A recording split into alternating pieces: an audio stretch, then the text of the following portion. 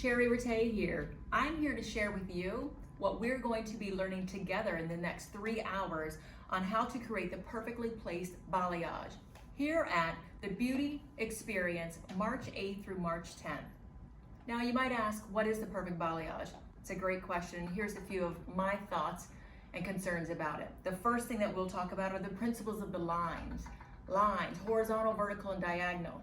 There's only 3 lines to create with, rather it be cutting, foiling, or balayage. Understanding what visual result you will create within each line. The next is choosing the proper tool to create that balayage. Is it a freehand bleach or is it a powder bleach that you need to balayage with foil? When to choose one over the other. You don't always have to choose a clay bleach and free hand paint for balayage. Sometimes it's just not the right tool.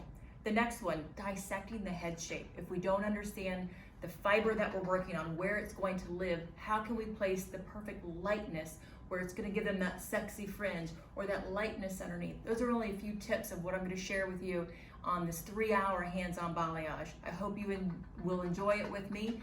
And again, it is March 8th through March 10th, the Beauty Experience in New York City.